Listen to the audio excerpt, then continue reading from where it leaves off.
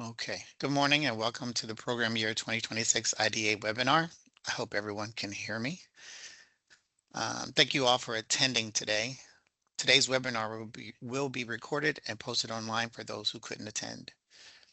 We will attempt to mute all participants during the presentation to minimize interruptions and allow our speaker to cover each slide in detail. For those of you that don't know me, my name is Antonio Rodriguez. Today's webinar will be conducted by Larry Robertson. We will serve as the face of the IDA program for the program year 2026. Should you need to reach any of us after today's webinar, please feel free to reach us via the IDA inbox. That email address is ida@ihcda.in.gov. Again, it's ida@ihcda.in.gov. A quick note, the applications are now open. The deadline to get your applications submitted will be May 1st, 2026. End of business. I'm going to go over the agenda. The agenda will consist of the IDA program summary, IDA tax credit summary, application overview, the award process, application overview, and questions. Please feel free to type your questions into the chat or hold your questions until the end of the webinar. This helps us to keep track and ensure we address your concerns. We will do our best to answer your questions live. And if we need more time to research, we'll follow up via email. To make sure we get back to you, please include your email address with your question. I'm going to turn it over to Larry to get started. Okay, Larry, it's all yours. All right. Welcome, everybody. The clicker got stuck there and jumped ahead for a minute, so apologies, we're getting ahead of the game. And I'm going to go ahead and get started. Let's get this going.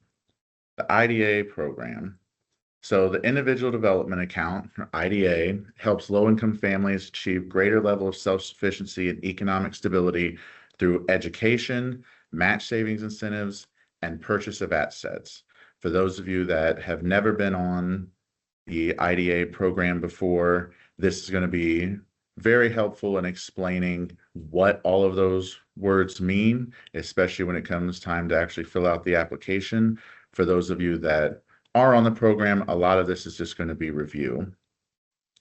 The IDA and IDA tax credit application is for grant funding of qualified nonprofit community development corporations and community-based organizations seeking to locally administer the IDA program to participants.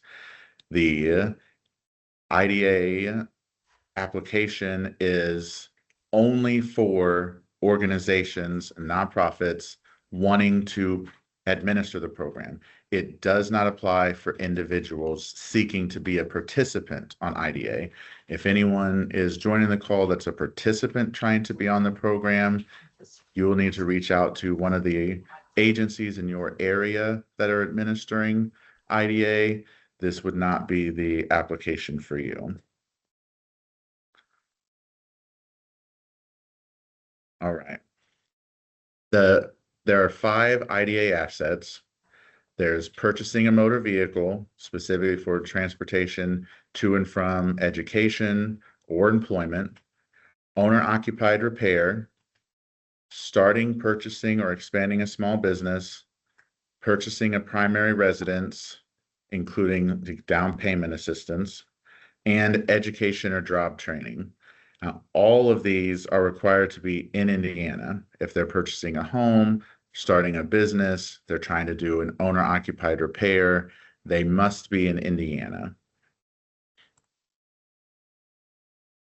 For an individual to qualify, the household has to be at or below 200% of the federal poverty level. None of the members of the household can previously have participated in IDA before, even if they didn't graduate. And the primary participant must have an earned income to demonstrate that they have the ability to meet their savings goals. So they have to have some way of earning money to deposit into their savings account in order to get that match money. Each participant is required to receive financial literacy and asset-specific goal training. These are part of every single individual's eligibility. Your organization would need to make sure that they can offer financial literacy along with any of the asset that you are able to provide. They must have a training to go along with that. You also do other case management, one-on-one meetings. There'll be other administrative responsibilities coming up shortly, but the participants have to have these trainings before they can continue their savings and match program. The participants are matched at a rate of 3 for every $1 saved, up to $1,500 in savings for $4,500 in match, for a total of $6,000 that they can spend towards one or more qualified asset purchases. The typical amount is the straight $6,000. The or more is there in case an individual happens to have $1,500 that they would spend on an owner-occupied repair and have a remaining $4,500 that they'd want to put down towards, say, purchasing a vehicle.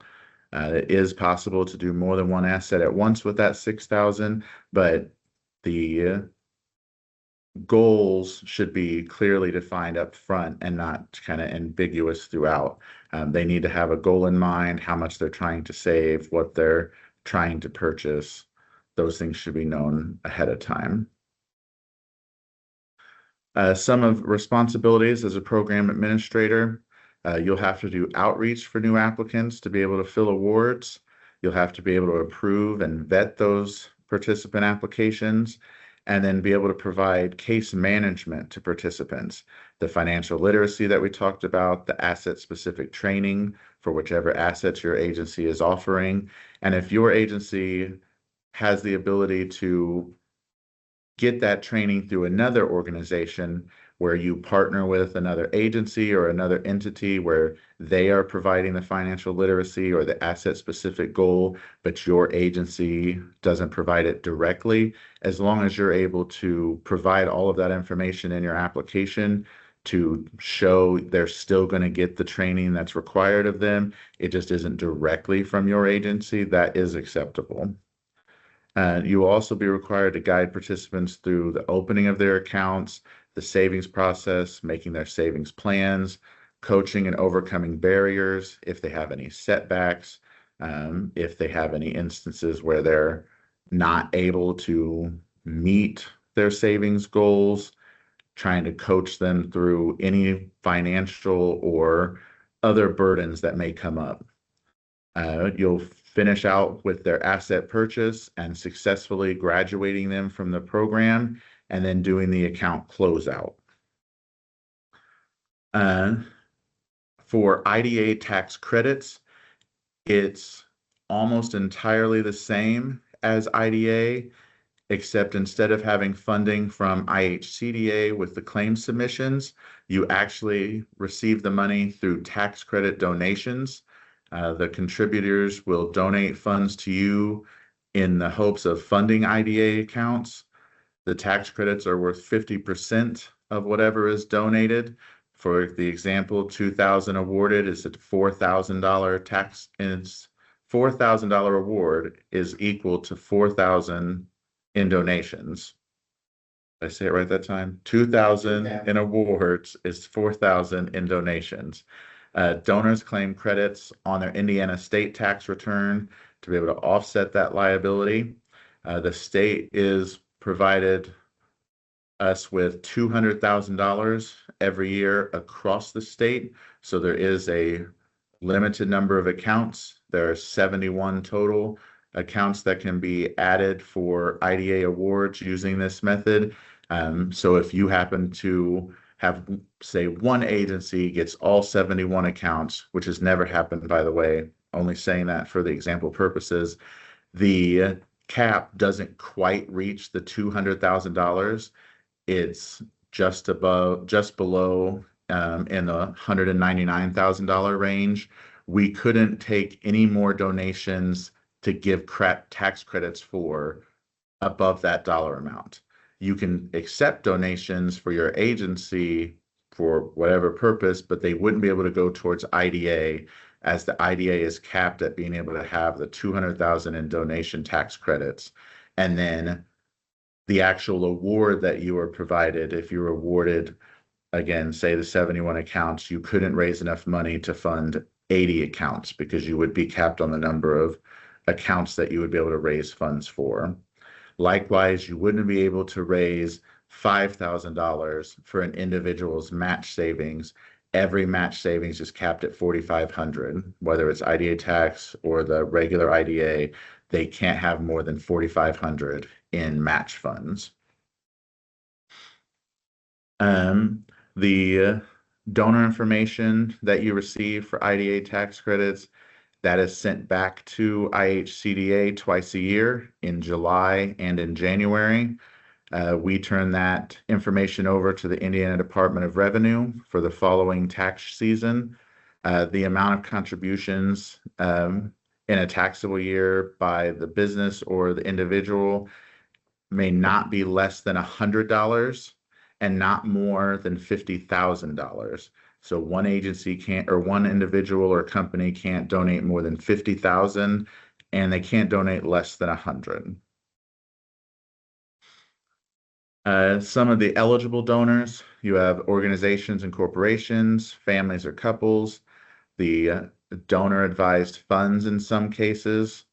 Not eligible are charitable organizations or foundations. You can take donations via cash, check, or credit card, liquidated stock, contributions designated through United Way, or distributions directly from someone's IRA, 401k, retirement account. Not eligible are the in-kind or property donations, or anytime there's a fee associated with their donation. Showing you kind of the comparison of the accounts. So a traditional IDA account is a total of $5,250. It has a $4,500 participant match, as well as a $750 administrative funds, which are broken down as 500 general administrative, 150 asset purchase incentive, and a $100 graduation incentive. For tax credit accounts, it's $5,625 per account under the first 100,000, with $4,500 being for the participant match, and then $1,125 being straight administrative funds. Awarded tax credit amounts are 50% of the total funds. So if we give you one award, it's going to show the dollar amount is $2,812.50 because that's how much tax credits they can earn. The actual money that you would raise to fund the account would be $5,625. Again, 50% of that for the one account. The under 100,000 at the top for how much can be raised. The administrative funds is only statutorily allowed up to the first 100,000 spent by the agency. So if your agency is awarded more than 100,000 in tax credits, you're only allowed to collect the administrative dollars up to the first 100,000. All right, some benefits of the tax credit side. It does allow for 71 additional accounts, I said, for IDA to be used. Every year, the dollar amount that we receive to fund standard IDA, it changes or fluctuates. We're not sure how much it could be from year to year. And so the number of accounts is finite. And I know it can be very competitive sometimes on how many accounts agencies can receive. Sometimes agencies are not able to get the entire amount of accounts that they may have a wait list for. So having the opportunity to use an IDA tax credit account really kind of helps supplement some of that. It also offers greater flexibility on the administrator side, where you're not waiting on claims to be submitted or deposit. You're able to get a higher administrative dollar amount and just overall greater autonomy with how you handle and process the individual participants. All right, both the traditional IDA and IDA tax credits, they're on the same application. The award agreements will be different. If you apply for both on the same application, you will receive two different agreements to come through. One will have the number of accounts for standard, and then one will have that dollar amount based on a multiple of that 28,1250 that we talked about just a moment ago. You can apply for one or both of the two IDA accounts. If you're wanting to expand your program, you have donors already for other programs that you utilize, or you're interested in getting donors. If you participate in the NAP program, those may be reasons you'd want to apply for tax credits. If you think would be a good fit, you may try apply for one or two tax accounts. You don't have to try to go for a ton right out the gate if you're unsure if it would work out for your organization. You can certainly try for a couple and see what happens. And then if you happen to take one or two accounts and you're able to fill those easily, you can always reach out and see if we happen to have any left over that we could try to potentially have awards made later in the year. It really kind of depends on how many awards get sent out or how many tax credits get taken. IDA tax credits do have built-in benchmarks that you should strive for. The first half is 50% credits sold by the December 31st, which is the first half, what we consider to be our first half reporting that's due in January. That's anything sold from July 1st to December 31st of that awarding year. And then anything that you don't sell may or may not be deallocated. That's just a caveat. That does not mean that it will. And then the second half is anything sold from January 1st through June 30th of that next year. It is still considered the same award year, but for calendar year, it does move over. Those reports are due the first week in July for that next coming tax season. Anything sold from the first half would go on the calendar year, the second part of the calendar year for that tax season. So you really kind of cross over two different tax years that they may file their tax credits on. Now, if you make it through the second half and you still haven't sold any tax credits for either first or second half, so none of the tax credits you were awarded, the caveat is still there that you may not be eligible to receive as many tax credits as you received that year. You may have a reduction, you may be deallocated. It really kind of goes by how much you can show that you had participants in and maybe they didn't take it. If you had donors that backed out, you were close. There are lots of factors that could go into it, but if it's kind of a consistent thing of, you ask for 5, you never fill 5 kind of deal, then we would kind of look at that and make adjustments. But it doesn't guarantee you won't get regular IDA. It doesn't guarantee you can't have tax credits in the future. Just something to keep in mind that we will be monitoring as we move forward with the tax credit program. All right. Now we're going to switch over to the application overview. So again, these slides will have screenshots, kind of what the application currently looks like.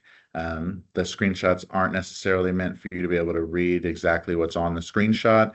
It's just there kind of as note of, here's a general idea of what it looks like. I'll have the talking points kind of about the screenshots as we go along. There'll be a disclaimer at the beginning, letting everyone know that you must be a current non-for-profit in good standing with the state of Indiana in order to apply for IDA or IDA tax credits. And then we move on to the next section, which actually is where you say yes or no, you are actually eligible. So your organizational eligibility, are you a nonprofit in good standing with the state of Indiana? Your legal name, what you might be doing business as, or what you're registered as with the state of Indiana. Your not-for-profit status and your EIN will be next. Those be for the 501c3s, C4s, C5, etc. Again, if you are not one of these, unfortunately, you do not qualify to administer IDA.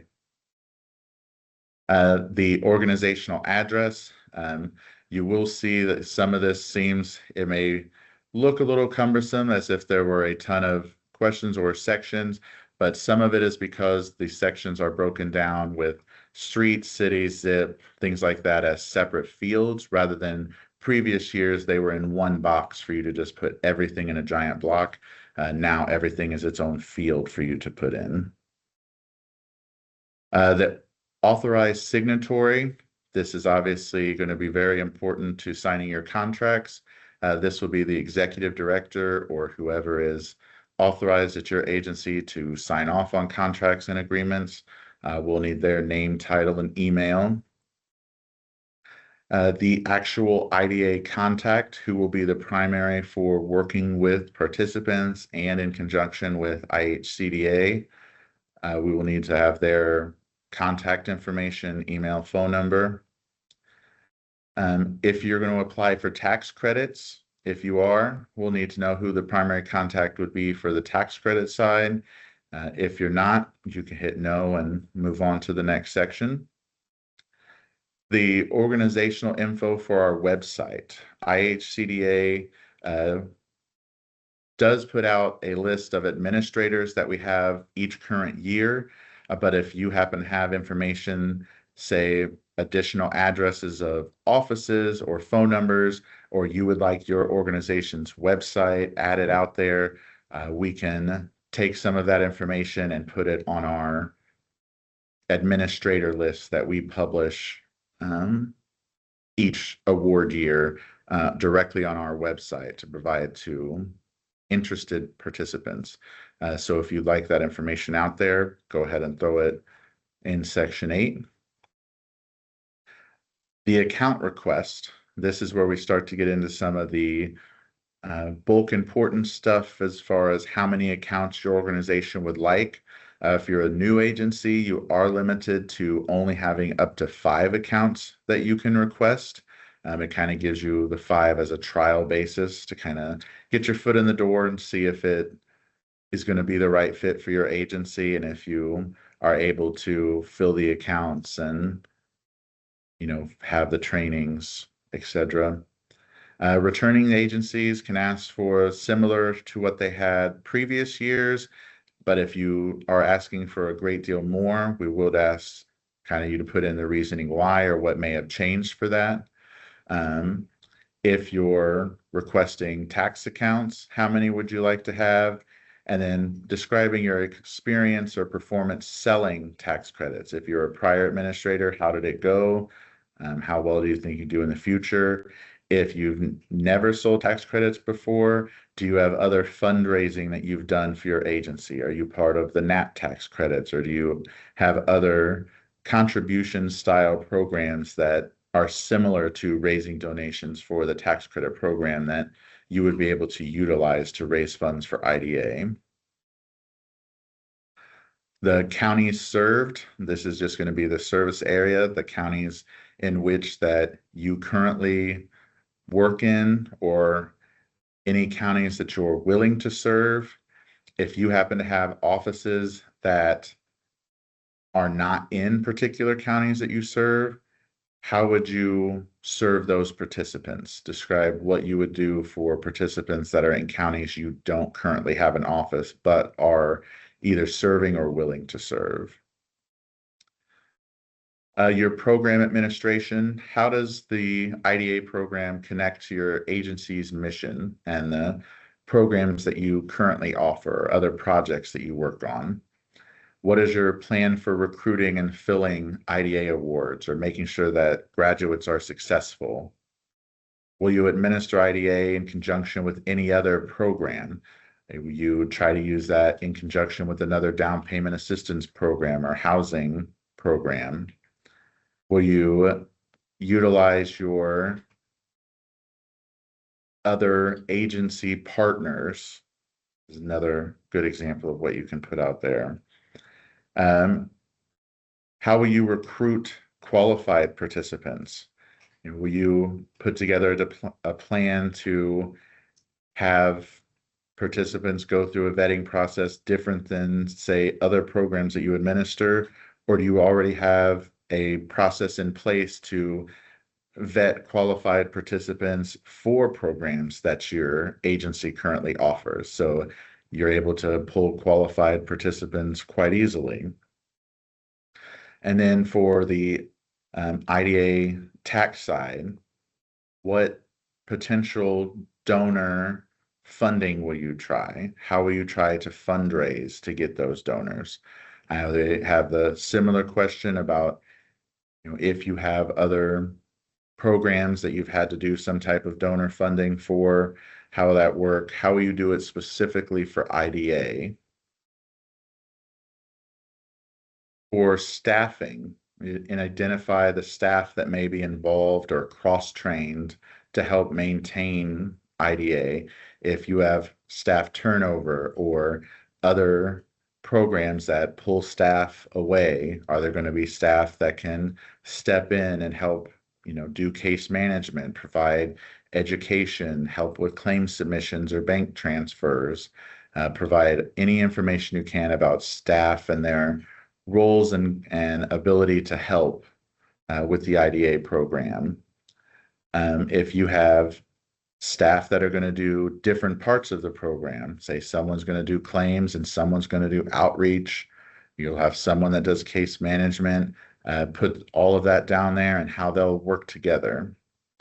If you have staff that are trained in these processes or trained in other processes, what's your plan to ensure continuity for client services as well as their other program responsibilities? Should there be other staffing changes? I know that we've all kind of went through some ups and downs, especially over the past year or two as it comes to staffing. So what are your plans, having kind of experienced some of that, to address that for the coming award year? Case management, the continuity and consistency and frequency of service. How often will you meet with participants? What's your method of meetings or supplemental contacts for them? The participant case manage and follow up and overcoming barriers. What services do you provide? Will you have a way of helping them achieve their program goals and promoting their self-sufficiency? Will you be able to help address possible individual financial needs?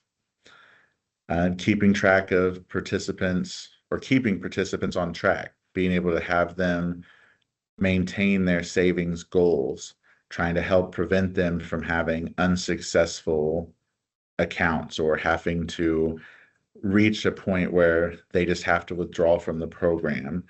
What are your processes or plans to try to make sure that all of the awarded accounts become successful graduated participants? If you have to, what's your plans for recruiting a new participant if an unsuccessful participant happens to come through? IHCDA currently has our monthly calls that we do. We have our program inbox at the IDA at ihcda.in.gov. And we also have our shared site through SharePoint that we have for each organization. And all of these we use for communications with all of the agencies. So what kind of communications are utilized within your organization, or that you'd like to see IHCDA possibly utilize in the future when partnering with us? I do know that we are working on getting our IDA listserv as well as our community programs listserv back up and running to be able to send out communications more often to those agencies that subscribe to that.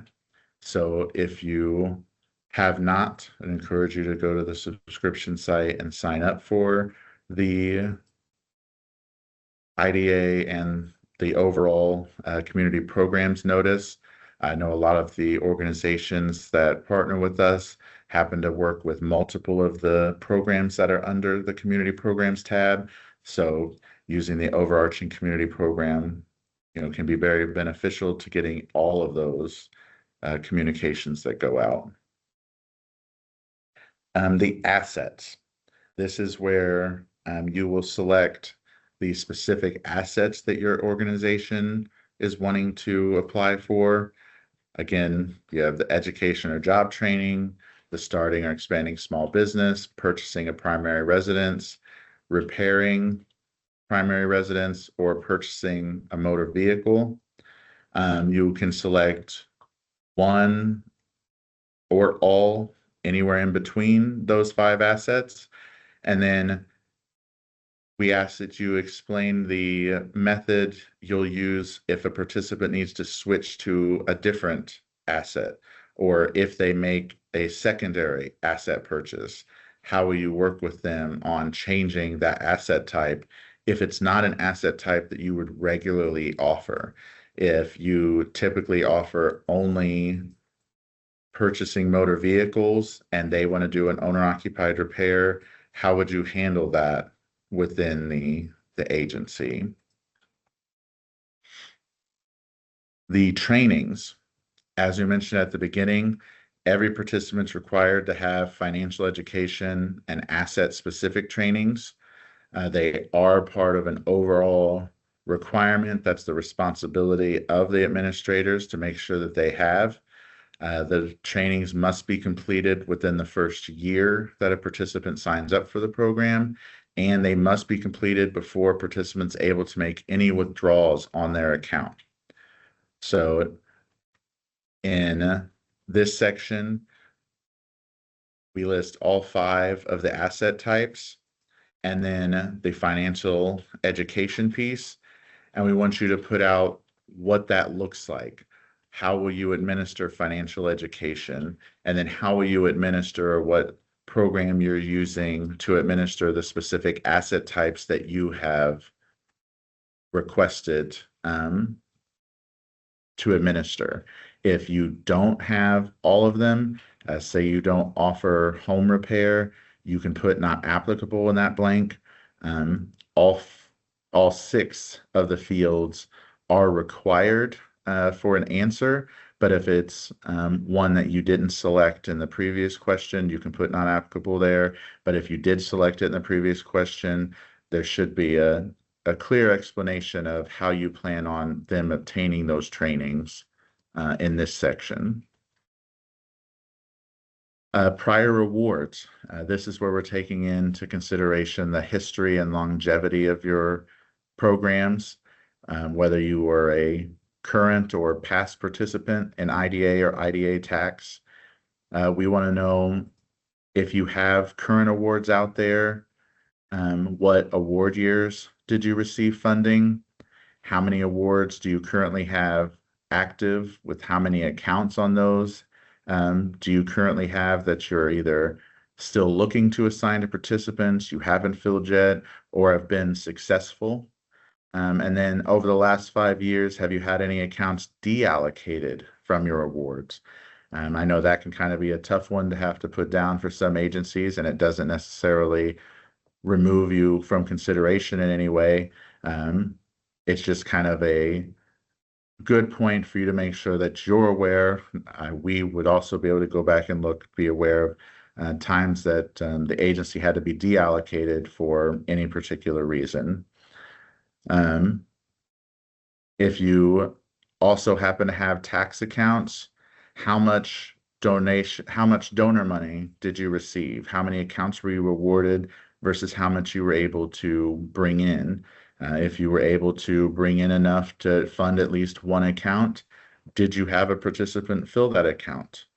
What became of the donor funds that you would have raised for the program? If you happen to have accounts that you raised the donor funds for, say from an award from last year, but you're still seeking participants for that account, make sure you put that information down there as well. The donations or the donor money has to come in the current award year, but filling the participant did not have to necessarily come in that exact award year. The award years are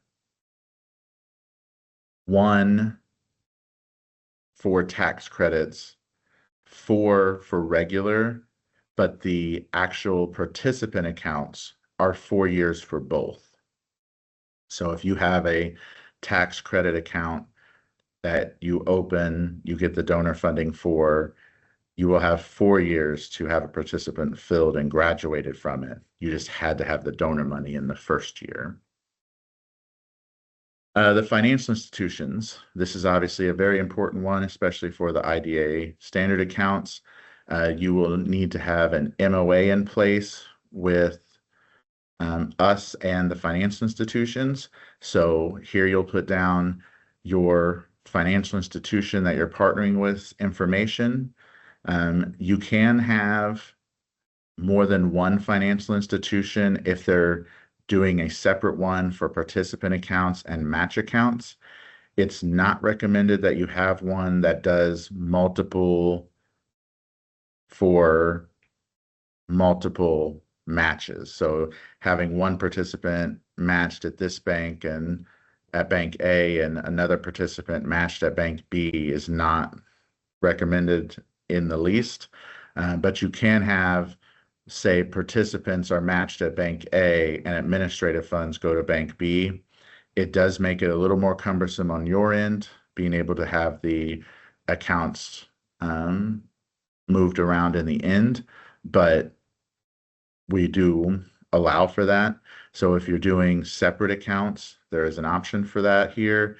If you're doing the same bank for both match and administrative funds, you can just put the one bank information, as well as who is the staff member that will be signing the MOA. I will say from doing the MOAs this past season, there were a handful of financial institutions that the name that we were provided said they couldn't sign off on MOAs and had to have us sent to someone else. So if you could please verify that with your financial institution, that the name that they're providing you with their name, title, and email address for the MOA is who can sign off on it. To make sure that you put the exact person in the application, that would be very helpful in making sure that we get those done on time. And this is the kind of screenshot for what it'll look like for the separate financial institutions. If you have one for participant and then one for administrative claims, both banks in this case would have to sign an MOA with IHCDA. So be sure to have a contact name for an email and such for both entities if you're going separate. And then at the end of the application, we have your organizational acknowledgement, certifying that all the information you provided in the application up to that point is correct. After you put in your name and hit submit, you will receive a thank you message that thanks you for submitting your application, and it'll also allow you to save your responses. So if you want to be able to save it and refer back to it later, or you save a copy and you're reviewing it and you notice, oh, you answered this question wrong, or you notice some errors in it and you want to be able to submit a new one, you'll be able to do that and then reach out to us at that IDA mailbox to where we can go out and remove your previous submission, depending on the error. I wouldn't want you to have to do the entire thing if you come back and you notice the financial institution phone number was wrong at the end. I wouldn't want you to have to redo the entire thing just for something like that. But if you happen to make it halfway through and somehow it accidentally submits on you and you need to start over instead of having like the second half blank, things like that, please reach out to us. Again, saving your responses so you'll be able to see kind of what we see on our side of the answers that you've provided, can go a long way, especially for like the transparency of what If we say that, you didn't answer a question, but you believe you did, you'll be able to see that. And if something comes up closer to the deadline, you'll want to make sure that you email us as soon as possible. Again, the deadline will be May 1st. That'll be that Friday. So you don't want to go into the weekend and not have this done. The sooner you could get this turned in to where you have time to review it could be better. Again, you do have the rest of the month of April to do it, but I definitely wouldn't wait till that last week if you think there's any chance that there might be any type of corrections or answers that you'll have to hunt down or anything that you may not have prepared. So with that, now we can look at questions. And any questions that we can't answer right now, we will take the information, do some research, and then respond after the meeting. Any questions that I can be able to get through right now, or that I be able to answer quickly, we have a little over 15 minutes to be able to get through them. So let me see what was in Nothing's in the chat. Nothing's in the chat yet? Just one. All right, we got one hand up. Hi, Ben, yes, this is Ben. I'm over here in Seymour, Indiana. I was just wondering, I'm new to the IDA accounts. Is there funding at all for administering the program, or is the funding completely, can you hear to us, the Ben? accounts?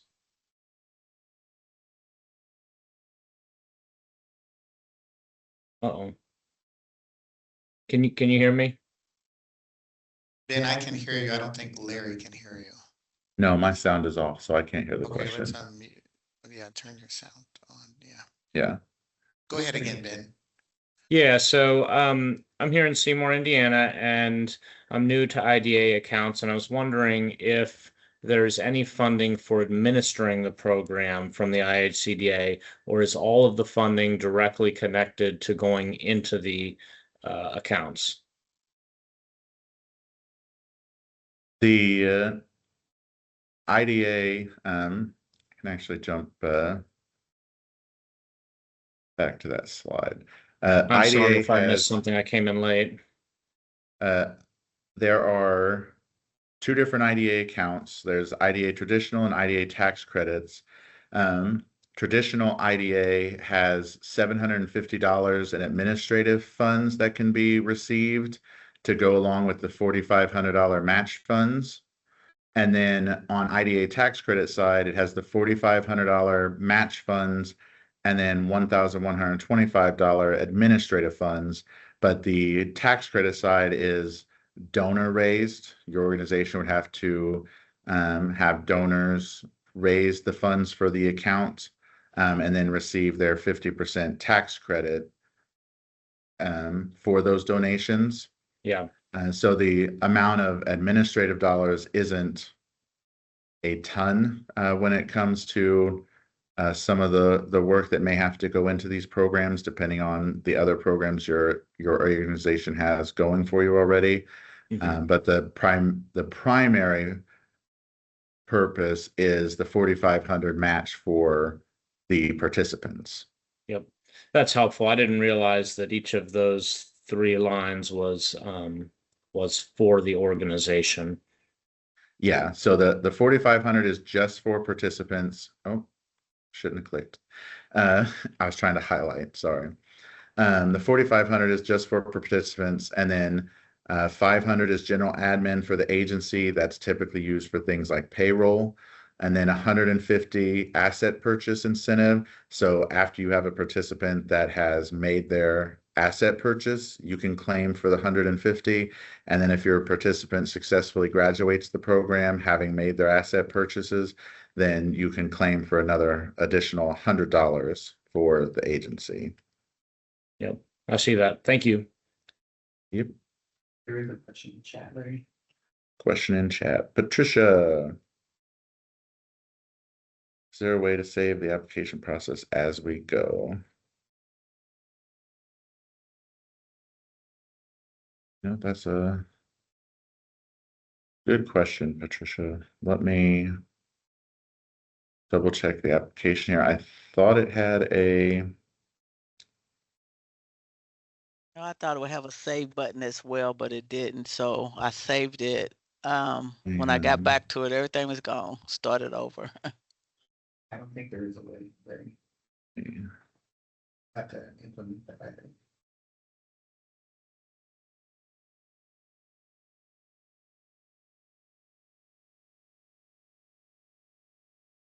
Um, yeah. It only allows for saving of responses once it's submitted. It doesn't have a save as you go setting. Sorry, Okay. Patricia. Yeah, so what So I'm yes, that trying is to, a good thing to point out. If you start it, try to plan on finishing it, or don't close that browser window. okay, that's what my next question was. I didn't know whether it would time out or not, so No, I it got the shouldn't browser time out. open. Okay, Yeah, as long as you don't lose internet connection, you should be fine. okay, thank you.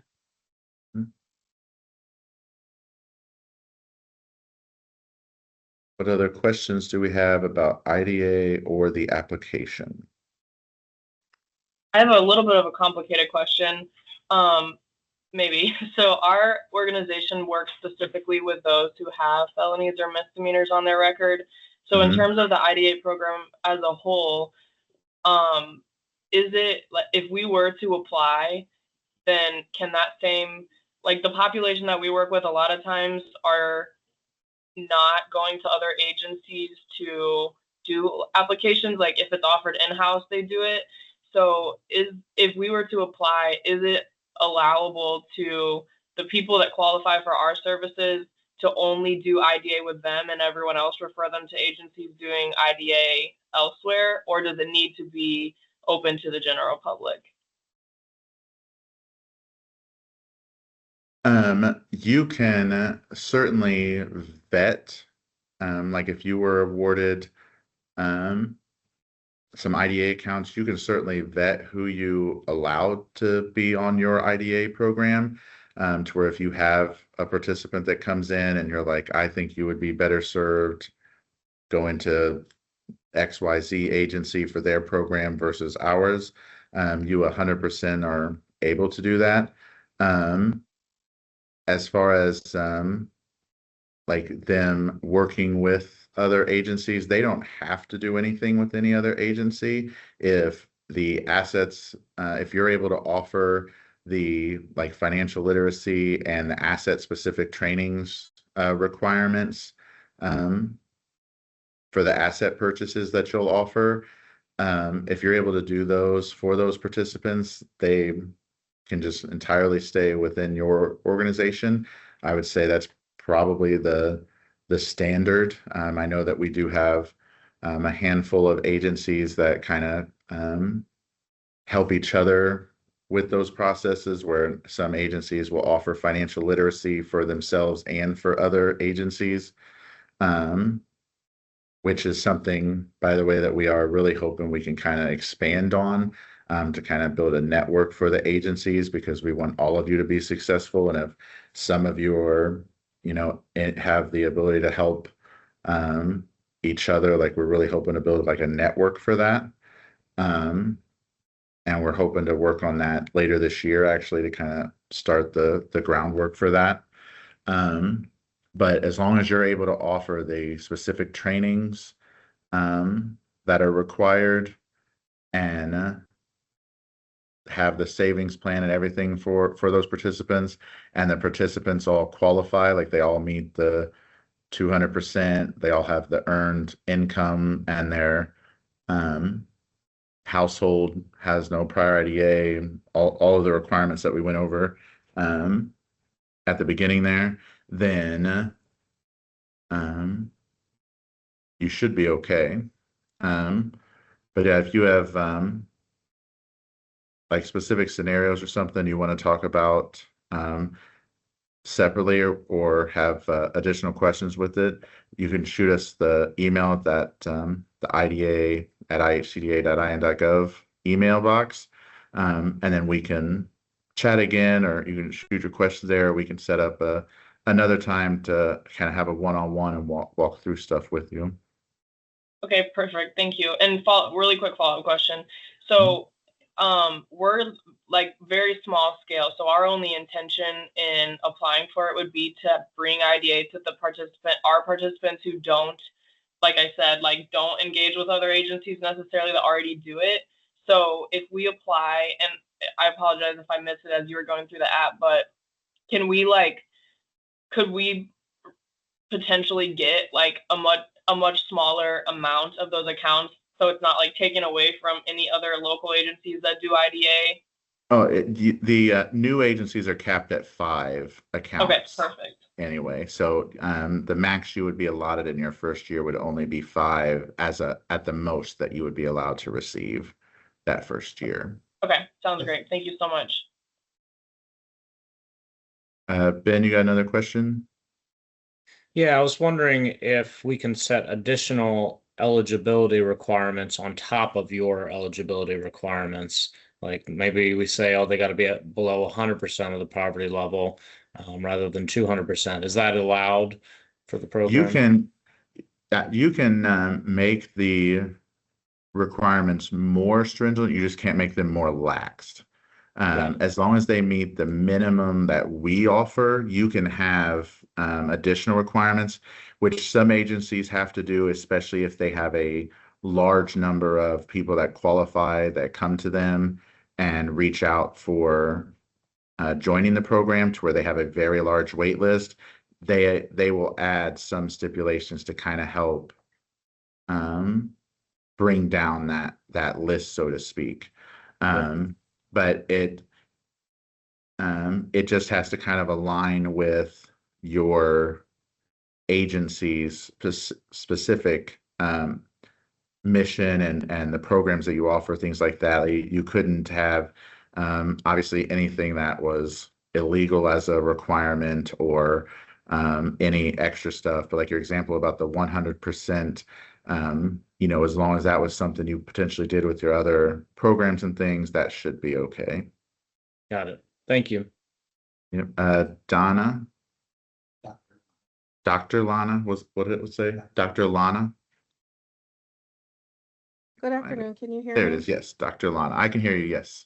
All right. I have 2 questions, really. One is around the administrative stipend piece, and you might have covered this, but can you talk about how much paperwork administration goes into managing this? Specifically, I'm familiar with the program, but I'm talking about at the end of the program when you are submitting all the papers and things like that. That's my first question. And then my second question is just around, obviously, if you're a smaller agency, you want to help the people you serve, but what is the benefit in terms of the relationship building with IHCDA, future programming, and things like that? I don't want to pat myself on the back, but I'm pretty great to have around. And, as far as the paperwork side, I couldn't help but kind of grin at that one, because right now it can be somewhat cumbersome depending on the volume, the number of staff you have working on things, your ability to utilize the SharePoint site that we have, that includes a macroed claims form, or a claims tracking sheet that gets then turned into our online portal. Once you kind of have a grasp of all of the processes in place, it goes much quicker, and you can kind of get into a rhythm of it. But to start out, and depending on the comfortability you have with kind of the technology and working with it, or working with the spreadsheet, and then the online portal, like the varying levels of that can kind of change how you feel about the paperwork side of it, as far as like turning things into IHCDA. We do have an asset purchase and like a graduation form that you turn in when you're trying to claim those admin funds. When you're trying to claim funds for the individual match to get matched into their accounts, which you didn't specifically say it in the presentation, but the funds aren't given immediately over. So like you have a participant, they aren't immediately just given the 4,500. That 3-to-1 match savings is based on how they save and how often you submit claims. So if they save $100 in a month and you submit your claims each month, then they would be matched for $300. You'd be submitting a claim in the portal to be able to be matched that $300 for them. And so if you do it quarterly, where you have your participants, you just submit all of your participants at once a quarter, or if you do it monthly, whatever it may be, each time you do that, it requires the claims, going through the tracking sheet, submitting that into the portal. And then that's just kind of a standard as you go along. But then when you actually have a participant that's ready to graduate or make their asset purchase, then you have to provide the required documentation for like that asset specific purchase and that asset form to be able to claim your admin funds. So there's a decent amount of paperwork, and we are actually kind of working on trimming some of that down right now. So possibly by the time the award agreements go out, some of that may be a little less than what it is now. But I'd say it really kind of depends on the comfortability you have with doing some of that paperwork at the end. As far as paperwork internally, like agency-wide, like what you guys keep track of, there can be a substantial amount for files, especially if they're going for an asset like home purchase that requires a lot of documentation to be held on file. It can require a lengthy asset-specific training. You'll have information about their asset or their financial literacy training, but keeping track of each participant's savings goals, their bank account information that comes back for their savings from the financial institution regarding what's in their savings, what's in your administrative funds. All of that can have a lot to it.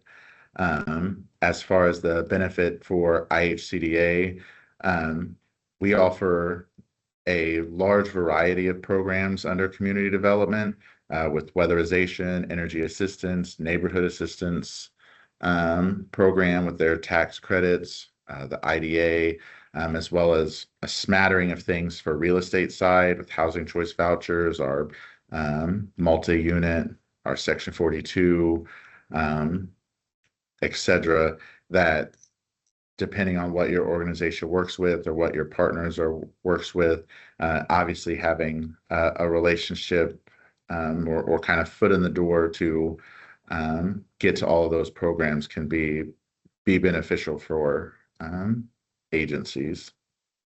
Awesome. One follow-up, please, quickly. I know we're out of time. Did you already say, will this recording be distributed to participants, or will it be on the IHCDA website? We're going to post it on the website.